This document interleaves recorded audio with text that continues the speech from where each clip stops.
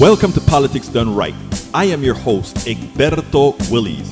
This is a progressive program that will take the mystery out of politics. This is the program that will encourage you to make sure government becomes we the people. Whether you are liberal, progressive, conservative, or otherwise, you get to air your point of view. We are an independent media outlet that, unlike mainstream media beholden to corporations, we only owe allegiance to you. Remember, you can also send me a tweet at EGBERTOWILLIES. That is at Egberto Willies. Let us engage. It is Politics Done Right.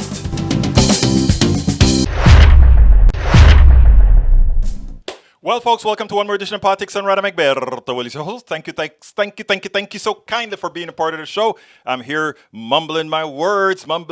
How's it going, my brothers and my sisters? We are going to have a great show for you today. One of the items that I'm going to cover today is actually going to be the show that I did with Benjamin Dixon and Rebecca Azer yesterday. But beforehand, we've got a lot to talk about. Mucho. Bridge MCP, welcome aboard. When I click like, it goes blue, then goes back to the way it was. I don't know what that means. Nanette Bird-Smith, how you doing? Nanette Bird-Smith? Like the color of your shirt. You like the color? Purple rain. Is it purple? I think it is purple. Anyhow, folks, Julie Van Asdel, welcome aboard. Deborah Jean from LA, welcome aboard. And of course, Bruce Pollard, welcome aboard. Anita Yates, Putin made a big deal. I'll point that out. Let's see, AVQ, Yvette Avery, how is my favorite union woman doing? Norman Reynolds, welcome aboard, Norman. Who else we got here before I get started? Okay, Michael Rudnin. As usual, Michael Rudnin has a lot of pros for me today. McConnell explains how he'll steal another Supreme Court pick from another Democratic president. The Republican signals that this party retakes the Senate if the party he'll block Biden's high court nominees in 2024 and very probably 2023. Let me first stop that. Everybody that's listening to me now, the first thing I want you to do, please share this program. I want people to hear what I'm going to say here, but please share this program. We have a Republican Party, a failed party that is continuously talking about winning Congress, that is continuously talking about winning the Senate. They have no policy to offer anybody. All they have are shenanigans to try to cook the vote. Then we have progressives and we have Democrats. We need to stop being concerned about, what McConnell say he's going to do if he takes the Senate. What the Congress say they're going to do if they take the Senate. We are the ones with policies. Stop acting like losers. We are the winners. And not only that, we have less to protect on the Senate side in 2022. 2022 should be a year that we talk about expanding the lead in the Senate. What they want you to do, the way Republicans are talking as if they know they're winning 2022, in as much as they have nothing to offer. They are talking as if it is a standard poker face game.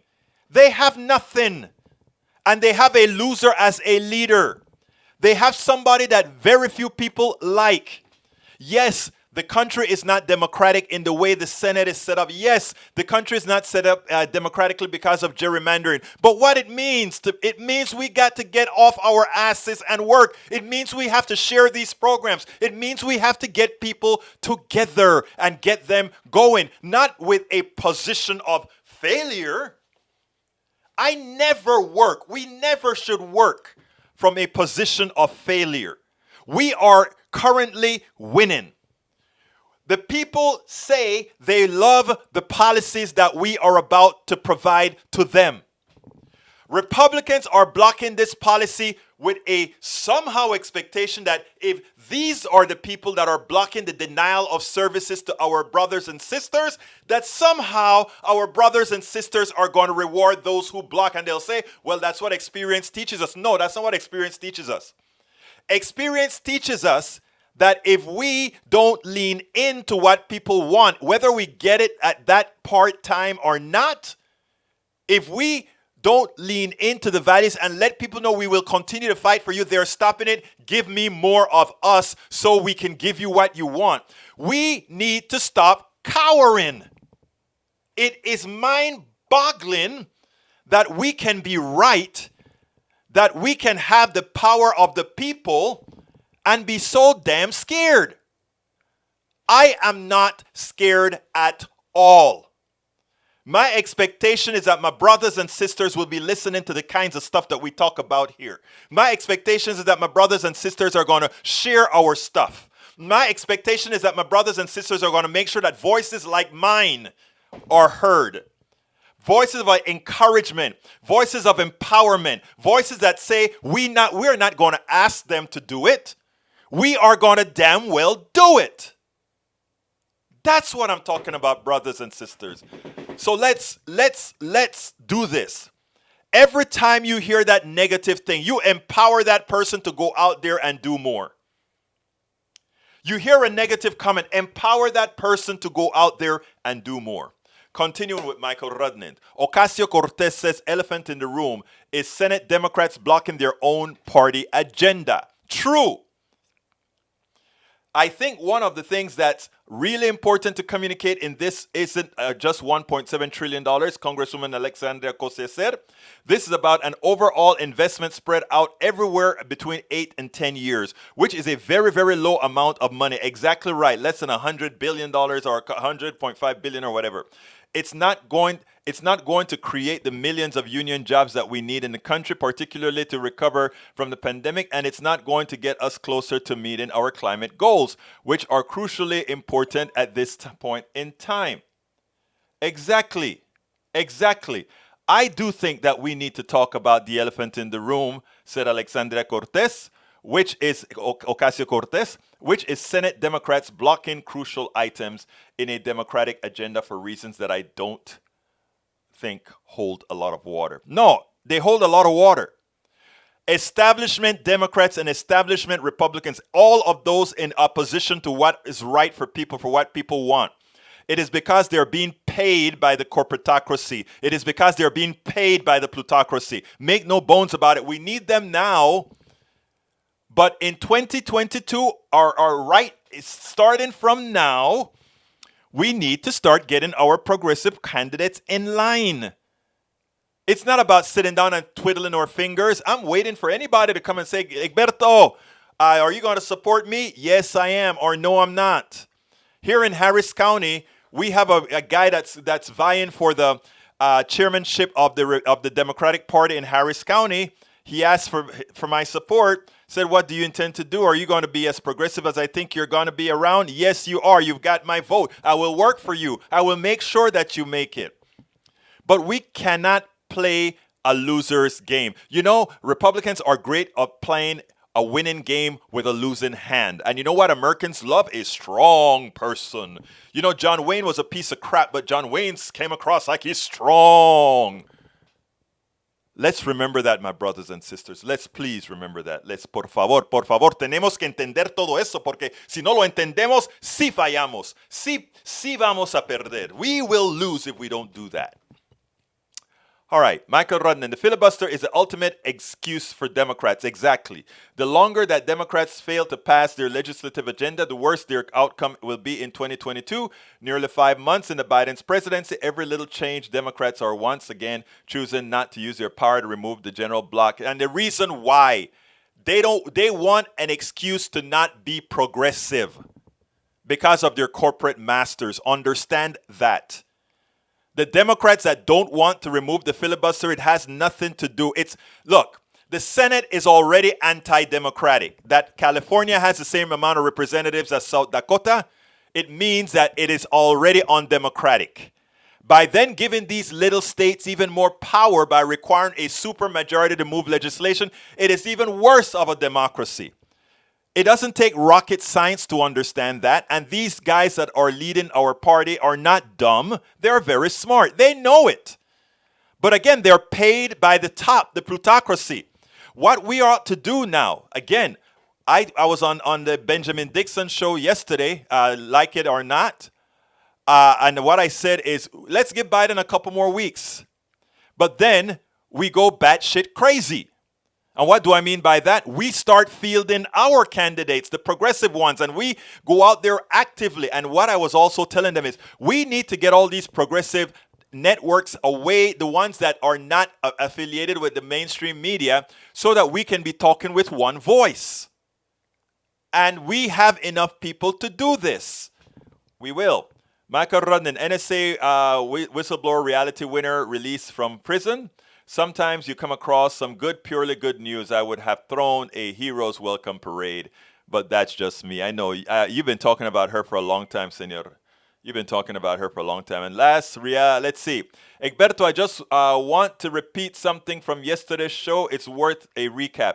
U.S. household wealth in 2019 was 96 trillion.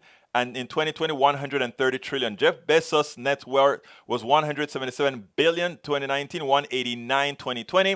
The U.S. federal budget this year is 4.9 trillion. If we tax the net increase in wealth at 10% at the end, net wealth 2%, we would be collecting 6.2 trillion in taxes. We would have a $1.3 trillion surplus. Yes, that is what we said yesterday in the piece, and that is important. And thank you so kindly for reiterating that, my brother. Thank you so kindly. Okay, continuing, Breeze. Let's see. I read that already. Coming down, we have, when I click like, I read that already too. Good day from Bruce. Eric Hayes, wear your When Doves Fly shirt tomorrow. When Doves Fly. Oh, When Doves Fly. Funny. Okay, Sophia Williams. Good evening, everyone. Welcome, Sophia. Para ver quién más está aquí. Doing what? Not doing any policy, pushing what was being done. I'm not sure what that says. Egberto, Republicans are good at bluffing. They have their culture war and their voter suppression and not much else. But midterm elections are when Democrats tend to let their guards down and not vote as much as during a presidential election, especially if they've gotten anything good in the previous years. Brother, Michael Rudnin, and everybody listening to my voice, please share these videos. And I cut some of them out where I think we have some important things to say. Well, we always have important things, but you know what I mean. But let's not let the past be the present and the future. All of us need to continue raising hell with everybody that we know and depend on geometric progression. If I tell 10 people and those people tell 10 and those people tell 10, and then 10, we've gone past 100,000 people. Let's remember that. Sophia Williams says, good afternoon to you, my baby and Breach MCP. Hi, Sophia.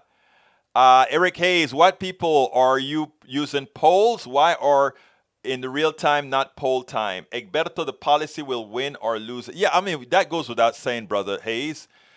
Say that, brother from Williams. Let's see. Macaron and Eric Hayes, pick any issue based on your poll you want.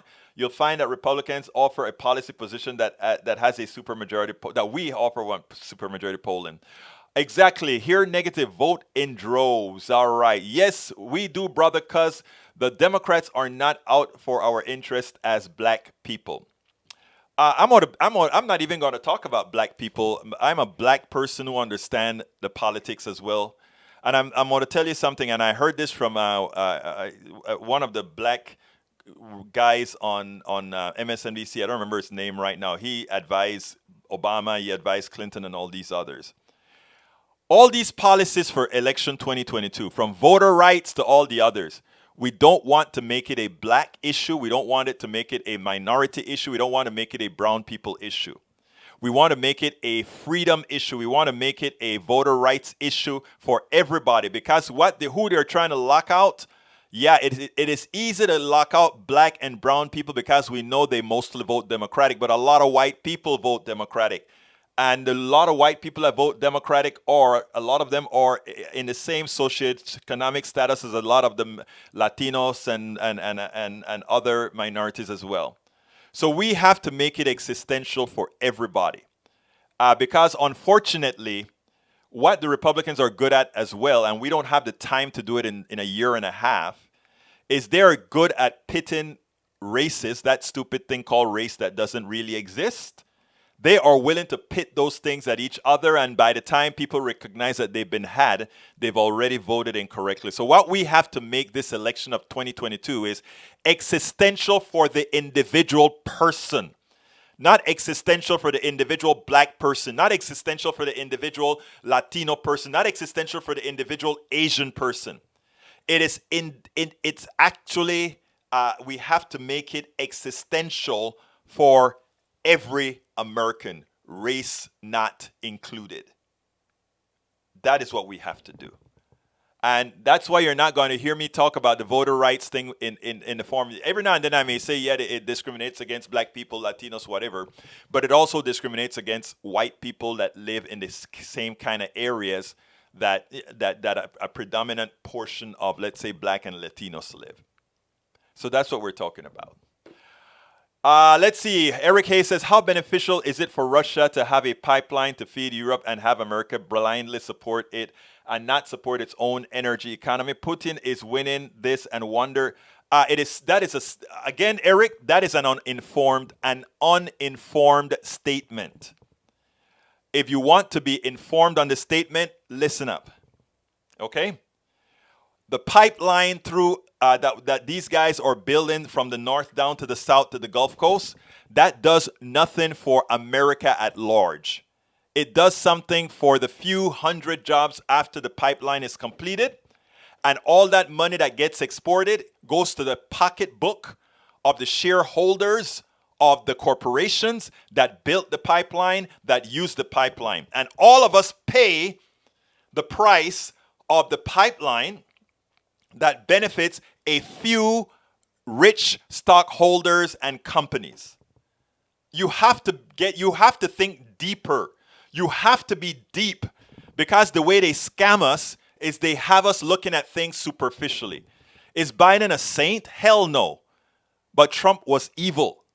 And Trump was even worse at divvying up the spoils. At least with the Biden crop, you get a few. And when we get our real progressives in stock, we'll get it what's deserving of us all. Deborah, John, Egberto, the reason why the con Republicans are claiming they take away Congress, Senate is because they're voter suppression. We know that, but we can suppress voter suppression. Hello now, corporate masters. You go, girl. Eric Hayes, Biden is being laughed at in Europe. Why? No, actually, Donald Trump was the one that they laughed at in Europe, and we also have it on tape. They made fun of Donald Trump because they understood he was dumb and did not understand what he was talking about. And I'm not being rude. Donald Trump is genuinely dumb. It just shows that when you have a certain amount of privilege in this country, even a dumb person with privilege can succeed. Get my book. It's How to Make America Utopia. You'll see we're not a meritocracy. If we were a meritocracy, Donald Trump would live in a poorhouse. Okay? So, and no, Biden is not laughed at in Europe. Biden is revered in Europe. And the polls, again, tell you that. And you would know that if you refrain, and my friend, I say this with love, but if you refrain from the what I call the stupid maker news reel, the stupid maker news reel, Fox News, OAN, and remember, I've constantly showed you guys, if you want real information, OAN, false, right? Look at the screen. OAN, false information. Fox News, false information. Newsmax, false information. And of course, you come now to egbertowillies.com, highly reliable. I didn't say it. They said it. So if you really want, if you're here every day, please, honestly, when we come here together, I have a lot of smart people that follow the right news in this room. A lot of us, we teach each other. We enlighten each other with true news. Sometimes we get it wrong and we exchange ideas, but we all work from the same point of faith, not faith, fact-based info. Remember that. Okay, Biden made a few gaffes, but that's it. And the gaffes were funny. He called 100. He says he's 120 days in his office. It's 144. But look, Biden is not a laughing stock. Let me tell you that. Biden is a very smart guy. He's a neoliberal. I don't particularly. I'm not fond of neoliberals, but he's a very smart guy. Okay. Let's see. Michael Rudnin says 120 days. Give me a break. Need time. That's all. That's about it, right? Same to you. Okay, let's see what else we got here. Eric Hayes replying to Bridge MCP. I see. Hey, my cognitive behavioral issue. How can you get COVID mixed up as everyone? Why not? I do it all the time. I do it all the time. All the time I make those mistakes. And I'm not as old as Biden. So am I going too early? Sophia says, how do we get all the progressives to have one voice? That is what I am trying to do. I was on the Ben Dixon show yesterday, and I talked about doing that. I'm going to try to get into other people's faces and say, let's work together. Let's work together. And eventually we'll get there. We're going to have to get there. But HMCP, there should be 1 million progressive people's march. Yes, there should be. Michael Rudnin says, most of the issues we progressives care about are about elevating the poor out of poverty. True. Sophia says that would be great thing. Bridge. AVQ, let's continue down. Good for them and benefits U.S. as export country and not relying on other countries against us. Why good for them? That is slave thinking, man. That is when I talk about having one's minds enslaved to believe it is okay for others to enrich themselves on our backs. And if someone goes for that, that is what I talk about in my book also, where I say, the current capitalism is the best form of slavery, because no longer did we have to put chains on black people or put chains or force the Chinese or force the natives. No longer. All we need now is to have your mind. And you know what? When we have your mind, we have a bigger pool. Because when we had chains, the only ones we really had in chains were black people and a few others. But when we have your mind, it's like what the economist in England said. We also now have white people as slaves. And it's now, as he said, the economist said, white is the new black. But I got in trouble saying that. Not with white people. I got in trouble with black people saying that, because they're saying they didn't go through our pain. To which I say, brother, we all went through some sort of a pain. That is absolutely true. But right now what we damn well need are coalitions of all of us working together. Desert Chair, why the panic over critical race theory? I'm talking about that today, so I'm not going to go any further. Desert Clear, stick around. We're going to talk about that. The duck that quack. My methane bill is 67% delivery charges and only 32% product. The rich leech off delivery. Yes, they do. Look at the internet as well, right? Peggy Lopez, ¿cómo estás, mi amiga mía? The trip I have. Okay, GOP approval of the United States has rebounded under Biden, survey says. Yeah. The trip I have just returned from lets me know I will not march again after 60 plus years of marching. Maybe this is the reason I will take the wheelchair the doctor wants me to have. You get better, my friend. I'm good where I get my sources and will keep it up. So thanks, and listen to you too, but thanks. Hey, that's fine. I mean, I can take a horse to drink clean water or dirty water. And I can keep pointing the horse to the clean water. If after I leave, the horse decides to go and get the water with the maggots in it, I can't say anything. That's his choice, right? That's the horse's choice. Anyhow, we were talking earlier about Biden, right? And I told you that Biden is doing pretty well, I think, overseas. And what I want to show you is a little piece here by Biden, and then I didn't cue it up, so I got to cue it up as I'm speaking now, and see how he knocked the Republicans appropriately. Check this out. Let's go for it. You know, there's a section of Biden's press conference at the NATO summit that I don't think got enough coverage, especially for what he said, the way he said it, and the implications of what he said. Ann Garen asked him a question about the NATO people believing that when he goes and he said, America is back and wanting the NATO folks to trust them, etc., trust America again, that somehow, why should they do that when we have proven to have elected a Donald Trump? And given that Donald Trump still controls the Republican Party, again, is it not possible that they could lose America again? And he answers the question, I think, perfectly. But more importantly, he linked the survival, or he linked the country coming back together with success in domestic policy. I don't know, take a listen to how he expressed this, and then we'll take it on the other side. Ann Guerin, The Washington Post. Here at this meeting and earlier at the G7, you've said several times that America is back at allies' side. A lot of those allies are themselves pretty rattled by what happened on January 6th, an attempted overturning of your election. And they may still be alarmed by the continued hold that Donald Trump has over the Republican Party and the rise of nationalist figures like him around the world. What do you say to those allies? What have you been saying to them at these meetings about how the next president of the United States can keep any promises you make? What I'm saying to them is watch me.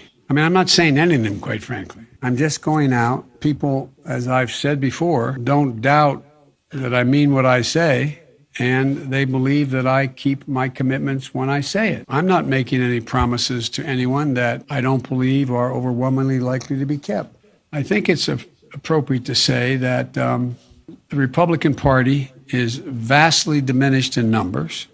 The leadership of the Republican Party is fractured, and the Trump wing of the party is the bulk of the party, but it makes up a significant minority of the American people.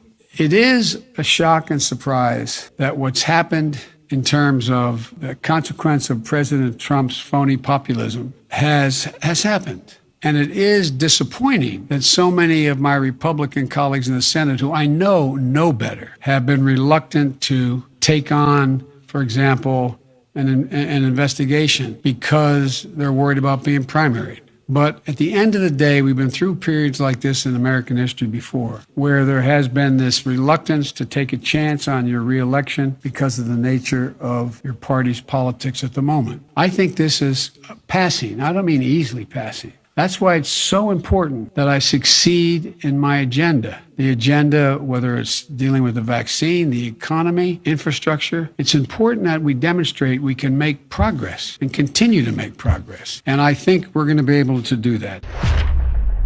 Now you hear that. What he is saying is we have to produce for the American people. If we produce for the American people, there would be no real risk of the re-engagement of Trump's false, faux populism. The phony populism will stop working if we produce for the American people, and if the phony populism stops working, we don't get a Trump. If we don't get a Trump, we can re-engage internationally, and people will trust us. Now, what that means from a neoliberal point of view, what that means from a capitalism point of view, etc., that's a different story. But the danger to our democracy isn't the fights that we have to have with regards to how best to create an economic system. The fight that we have is to ensure we don't have the fascism that Donald Trump, the autocratic type government that Donald Trump is attempting to institute, like many other leaders on the right throughout the world. I think Biden is onto something, and if he really believes that, he has to produce for the American people. And what he has to produce for the American people are things that the middle class folks can see, the poor folks can see. Then just maybe he's going to fight harder for the progressive policies we're looking for than many progressives believe. Hey guys, sorry I can't bring you the Ben Dixon video today because I'm looking at the times and I'm in trouble. You guys had me talking a whole lot of time in the beginning, but then this is your show, so I have to do that. If you guys are talking to me, I've got to talk to you. So we'll do Ben Dixon tomorrow instead. The Ben Dixon, I appeared on the Ben Dixon show, so I'll play that tomorrow. Sorry about that, but I have another video to show you about Texas. But and not only that, I want to talk about the thing that Sophia was mentioning, which is the race theory, critical race theory. I want to tell you how silly it is, but I'll tell you in a minute. Anyhow, we are past the halftime, so I need to go ahead and ask you guys. Anybody who's on YouTube, please go ahead and become a subscriber. Please go ahead and click that join button. I'll be frank with you. I need your subscriptions. We are running low on subscriptions. I need your subscriptions so that we can continue doing this more effectively. The truth of the matter is I need a hell of a lot more subscriptions so that I can get people to help me. The 16 hours a day, 7 days a week. And, we have people on here who's come to my place and see the amount of work that you do. I see Norman is online here. He sees the amount of work that we do out here. We just ask you, if you are on YouTube right now, he's actually come to the studio several times. He's recorded from the studio. Roberto Lewis has recorded from the studio as well. Bruce Pollard has recorded from the studio as well. And anybody who wants to come to the studio so we can do some stuff together, if you're in spitting distance, just come on out here. Let me know you're coming and we can come. But anyhow, I need your support. So please go ahead and click that. Please go ahead and click that join button and help us out here. If you join right now, I'll put you up on the screen. Now here's the deal. If you don't see the join button, or if you are on Facebook or Twitch or any one of those places, you can still join us by going to politicsdoneright.com, politicsdoneright.com/YouTube. Again, you can go to politicsdoneright.com/YouTube. I just put that link in there. By the way, if you want to get our mug, we also have a mug designed by Bridge MCP. I'm putting that on the screen right now. If you want to get that mug, you can pick that mug up right here. Let me put that on the screen as well. You can pick up that mug at the link that I just placed there on the screen. Likewise, if you want to support us via Patreon, like I said, I need 1,000 patrons. The way I see it, 1,000 patrons, 1,000 YouTube subscribers, and the standard contributions that people give us would allow us to hire part-time a couple of people to help out. And we need a lot of help in both promoting the show and doing a whole lot of other things. If you want to become a patron, and we need more patrons, please go to politicsdoneright.com/Patreon, politicsdoneright.com/Patreon. Alternatively, if you want to give a contribution, you can provide us a contribution at politicsdoneright.com/PayPal, politicsdoneright.com/PayPal. You want to get the stuff that we wear, the t-shirts, all the different kinds of t-shirts we have. You can either get it on the YouTube channel by clicking on the rack with all the clothes that we have there and other things, cups, etc., or you can just go ahead and go to politicsdoneright.com/store, politicsdoneright.com/store. All our books, you can get all our books in one place. We have it all laid out, both the audio books. Thank you very much, El Senor Norman Reynolds, for being the speaker on one, for being the orator on one of our books. And thank you very much, Bruce Pollard, for being the editor of our latest book, How to Make America Utopia. So we have a lot of people that have really made us what we are today. It's all about you. You've actually given us what's needed to really do what we're doing out here. So please go ahead, and it is politicsdoneright.com/books, politicsdoneright.com/books. You can find all our books right there. Okay, before I get into the critical race theory, I want to show you, what conservatives have done to Texas. Let's play this and then we'll take it on the other side. If there's one thing we know here in Texas, our governor, Greg Abbott, has his priorities right. You know what he want to do, right? He feels we need to keep those people out of Texas. Those brown people need to keep out of Texas. All those folks coming from down south need to keep themselves out of Texas. So what does he think he's going to do? He's going to build a wall. Abbott wants to build a border wall. Where have we heard that before? God help us. It's a Republican primary season in Texas, and this man wants to build a wall. But guess what? Where are his priorities? Check this out. ERCOT, the electricity reliable system, tells us today, you remember that freeze that you had?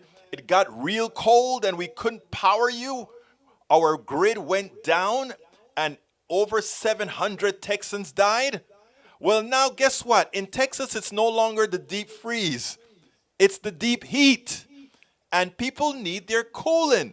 And guess what? The grid is falling apart again. And they're asking you, please turn your air conditioner up to 78. We can't cool all you folks. And by the way, for those of you who have pools, please turn those pumps off, because the independent ERCOT, the independent Texas grid, you know we do things big in Texas. The independent Texas grid can no longer take care of you. So big Texas, energy capital of the world, we have all the oil you may need. We have all the gas you may need. But we somehow can't turn any of those fossil fuels and the heat of Texas and the wind into electricity. We just can't do it. But we want to build a wall. Look, if we ain't got any electricity, we don't need a wall. Nobody's coming here if we can't keep them cool or keep them warm. You know, we are now the laughing stock of the rest of the country. And guess who did a great job showing that, Texas is what a funny place. Listen to what Brian Williams had to say. Allow us to introduce you to the state of Texas. And while I know you know Texas, the kind of rootin' tootin' Texas, the everything's bigger in Texas, the don't mess with Texas, the voter suppression is bigger in Texas, you know that Texas. But lately, and under their Trumper Governor Greg Abbott, Texas is way more like a contestant on The Bachelorette. Sensitive, putting itself out there, being all vulnerable. First, there was the winter storm. A new investigation by BuzzFeed showed the death toll from that storm revised up at around 700 souls. The entire Texas power grid failed. Ted Cruz flew the coop for Cancun until he was reminded he represented Texas in the Senate. There's trouble in Texas once again. Texans are being warned right there in big oil country, the energy cradle of America, that they must cut back on electricity this week or the lights are going to go out again. By the way, the utility provider there is called ERCOT, and to prove that Texans have a sense of humor, ERCOT stands for the Electric Reliability Council of Texas. But because the electricity is not reliable in Texas, people there are being told to set thermostats to 78, turn off lights and pool pumps, God forbid, because of the power plants that are offline and the grid that remains endangered. And then just tonight, enter Blair Erskine. She's a writer and a comedian who usually within hours of a major news story, especially if there are officials to be parodied, she is up with a new video, and then tonight she did not disappoint. Blair Erskine, fake spokesperson for the Texas power grid. That's right, and thank you so much for having me. We got a tight, hot little grid out there, and we got to take care of it, or it's going to bust. Okay, we can't be having that. That'll be a mess. So we're just asking the people of Texas to make small sacrifices, just little sacrifices, no blood or anything like that. There's that old saying, you can't have the rainbow without the rain, right? Well, you can't have light until we figure out what's going on out there, okay? Because Texas is set up on a power grid. And what a power grid is it's something different to everybody, and that's what you got to understand. I mean, would you rather have AC or would you rather have AOC? And think about that for a little bit, and it'll start to make sense. So really all we're asking the people of Texas to do is to unplug. Just unplug, just relax. Everybody's got to unplug sometimes. And if you don't unplug, God's going to find a way to make you unplug. And, in this scenario, we are God. Sadly, a ton of people tonight thought that was real. If this wasn't so serious, it would be funny. I mean, look, this isn't a problem just in Texas. This is a problem in every single state where the new Republican Party, the one that is based on ignorance, the one that is based on no science, the one that is based on keeping their pew dumb, the one that is based on lying to their people, this is what's happening throughout the text. What I don't get is what is their second move? Because after you govern based on lies, after you govern based on stupidity, after you govern where people's assets are ultimately declining, except for the plutocracy, that is, where do you go from there? You just go to the next lie? You just go to the next step? Look, folks, this is not really meant to be funny. This is actually pretty damn serious. The Republican Party has become a further clear and present danger to everybody, Republicans included. And that is what I try to talk to my Republican friends about. This is not about my Republican friends. This is about having to change culture. Stay a Republican. Be a Republican. Be a proud Republican. But in being a proud Republican requires you to be a responsible Republican. And right now you are being led by they're not idiots. They're not fools. They're not stupid. These are people that understand that making you stupid is actually profitable. That is why we have QAnon. That is why we have the conspiracy theories. We keep you dumb. And if we can do that, you're not dumb. None of you are dumb. None of you are. But if we can use those particular psychological tweaks to let the part of you that don't do logical thinking emerge, we can profit from it. And that's why they say critical race theory. And then they go ahead and say, please give us some money so we can fight critical race theory in Humble, Texas. Hey, give us some money so that we can fight in Florida, we can fight critical race theory. Here's a blog that I copied, not wrote. I copied from the Daily Kos. It's here's what attacks on critical race theory are defending. History from a slaveholder's point of view. I want to point things out first, and I want to give you exactly what they're doing, okay? But I'm going to read a piece of the article. I wrote, at the top of the article, I wrote, this story is unbelievable. I have stated for a long time that Republican leadership are great at projecting. In other words, all the things that they accuse you of is what they really are about, including critical race theory, in this case in reverse. They're hyped up about critical race theory. Of course, it is them who are trying to change history. They claim critical race theory is trying to give a flavor of history that isn't real. They're trying to make white people feel guilty. I don't want not one white brother or sister feeling guilty. I'm going to tell you straight up. You know when you are to feel guilty? If you don't do what's right. If you don't realize that all God's creatures are created equal. If you don't believe that we all have fundamentally the same rights to everything. If you don't believe that we have the capacity, the capability to be just as good as anybody else, whether white, blue, black, or whatever. If you can't grasp that, then you should feel guilty. Because at that point, you're mentally deprived, right? And that's why I tell everybody that I get in touch with, that I speak to, race is an idiotic thing that is made to separate so that we do not look at the ball. We look at each other as being the problem instead of a plutocracy that's really screwing us all. And critical race theory in my book, in this book I just read part, I'm turning this one into a audiobook myself. This time I didn't want to ask Norman to do another one. Norman worked so hard on the last book. So and I was reading a chapter that talked about what capitalism needs.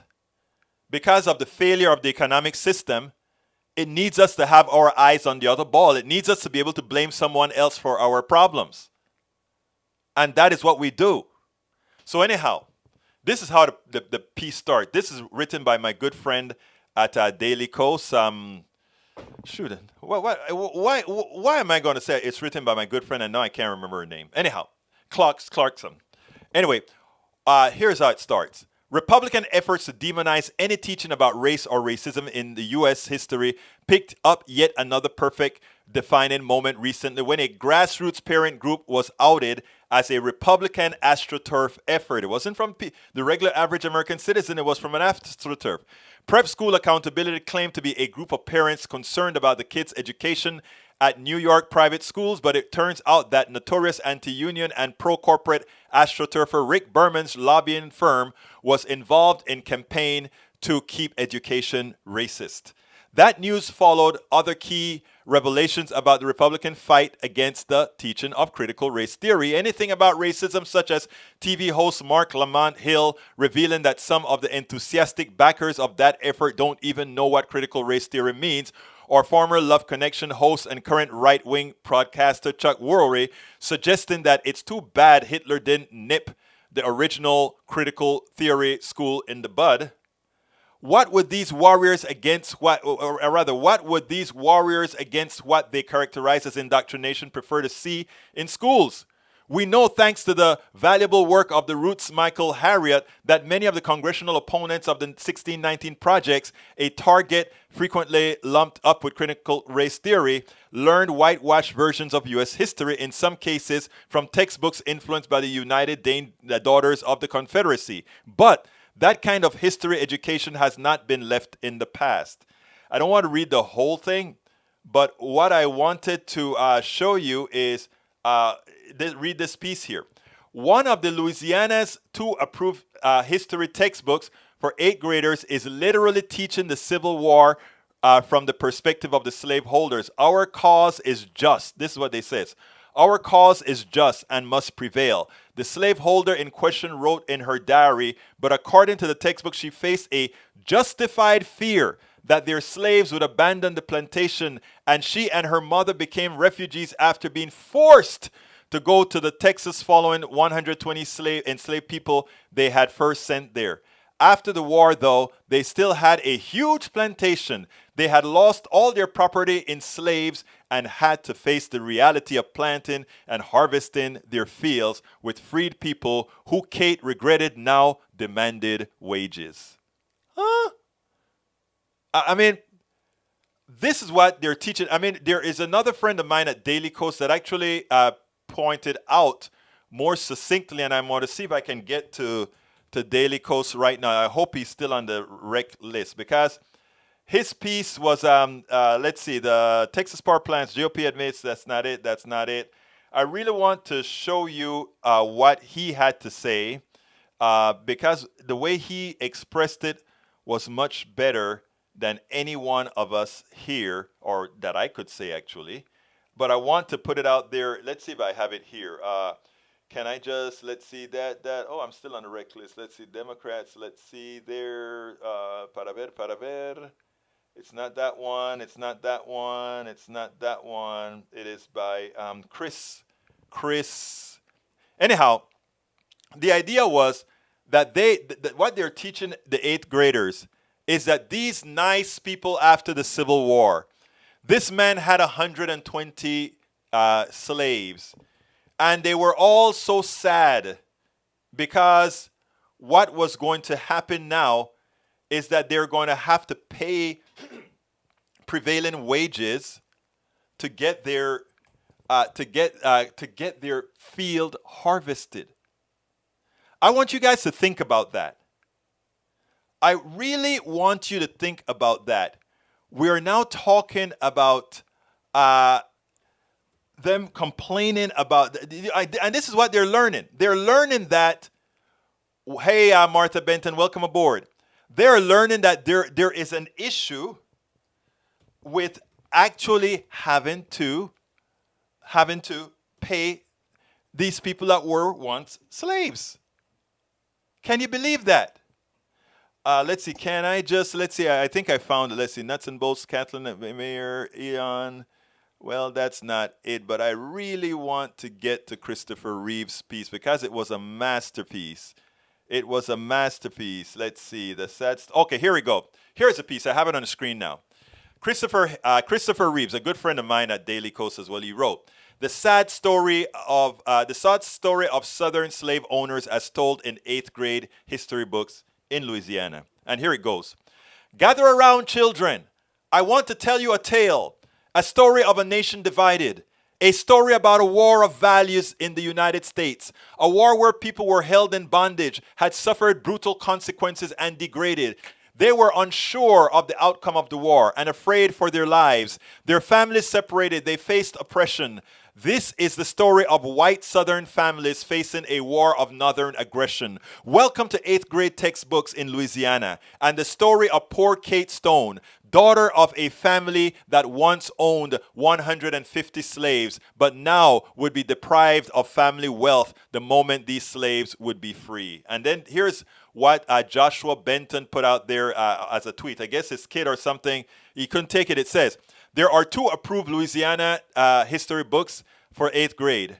And I'm putting that on the screen for you guys to see now. I hope you can see it. Come on, get on the screen. Get on the screen. There we go. And here's what it says. Kate Stone was 20 years old and a member of a wealthy planter's family when the Civil War began. After Kate's father died, her mother Amanda oversaw the family's business affair. In 1860, the Stones moved to a cotton plantation near the Mississippi River in East Carroll Parish. With more than 1,000 acres and 150 slaves, the family's future seemed secure. However, in 1861, after Louisiana's secession from the United States in January and the beginning of the Civil War in April, the lives of everyone on the Stone plantation changed. Secession in the withdrawal of a state from the Union. Kate kept a diary and wrote, eventually all 5 of Kate's brothers served in the war. That's not the particular one that I want to show you, but the thing is how they characterize. In her diary, Kate expressed her firm Confederate patriotism, insisting, our cause is just and must prevail, but even for a patriot, the war's hardship become difficult to take. Union forces arrived on the family's plantation in 1862. With them came a justified fear that their slaves would abandon the plantation for the freedom they believed the Union Army would provide. In an attempt to limit their losses, Amanda sent 120 of her slaves to Texas in 1863. She and Kate were forced to follow the slaves to Texas later the same year. In the family's absence, a few remaining slaves took over the plantation and moved into the family's home, dividing the rooms and the Stones remaining personal. I mean, I want you guys to picture how they're romanticizing the slaves. We had to send them to Texas. This is how they're learning this stuff. They're not learning slavery as the evil that it was in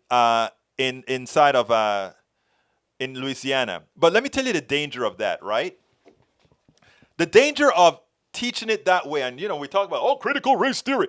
They're wanting to teach this kind of crap to their students, because if you believe that black people, slaves, are less than, then all the crap that is occurring to slaves, to black people right now, all the crap that are occurring to indigenous people right now, you can stomach it because somehow it is deserving. It is not anything that is all that wrong, right?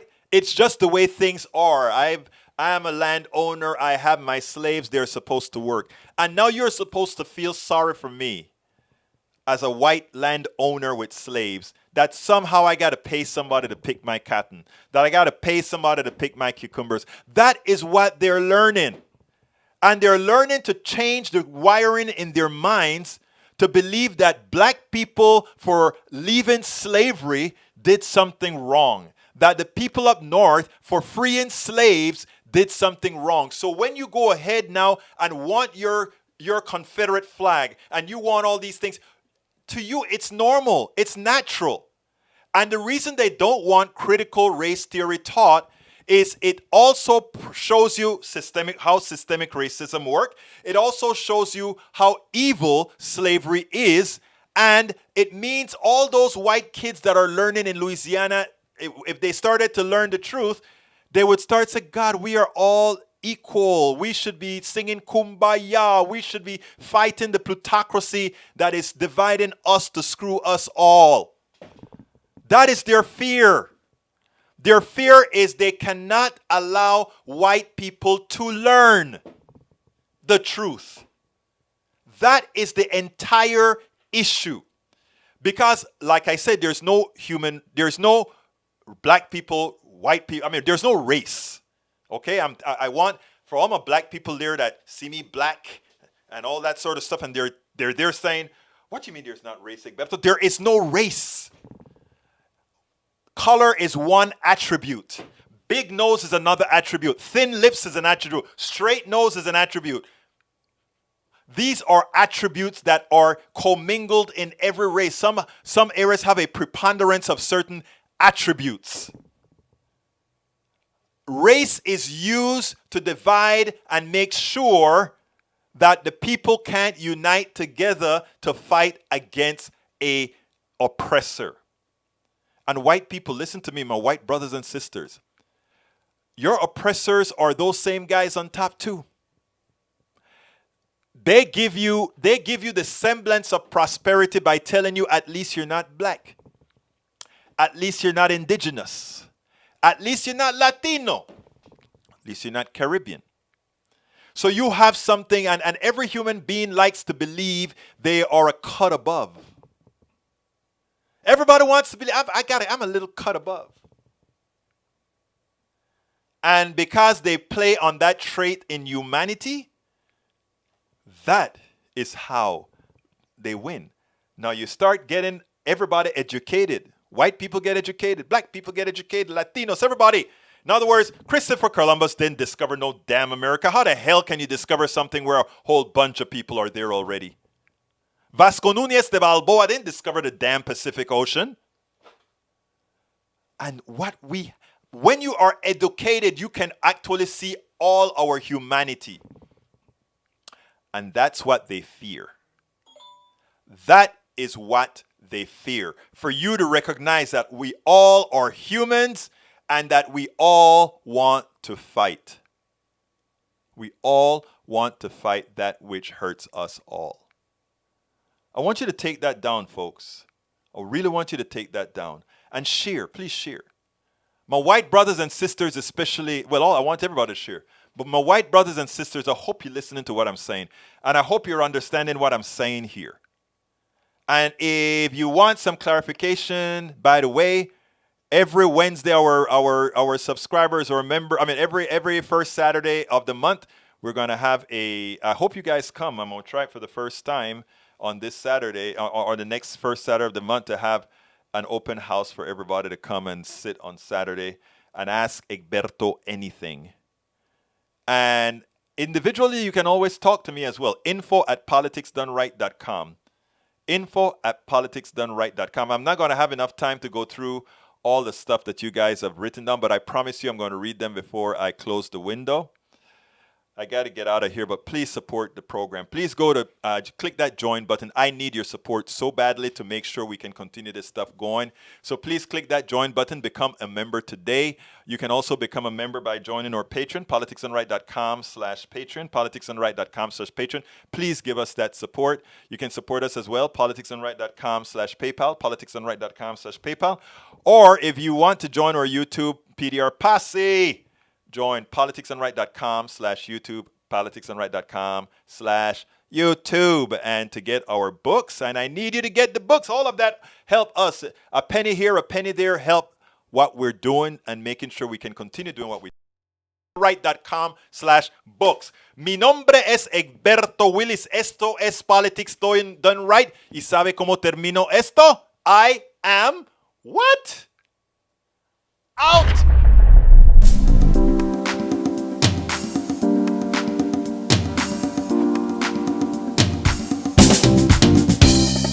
Welcome to Politics Done Right. I am your host, Egberto Willis. This is a progressive program that will take the mystery out of politics. This is the program that will encourage you to make sure government becomes we the people. Whether you are liberal, progressive, conservative, or otherwise, you get to air your point of view. We are an independent media outlet that, unlike mainstream media beholden to corporations, we only owe allegiance to you. Remember, you can also send me a tweet at EGBERTOWILLIES. That is at Egberto Willies. Let us engage. It is politics done right.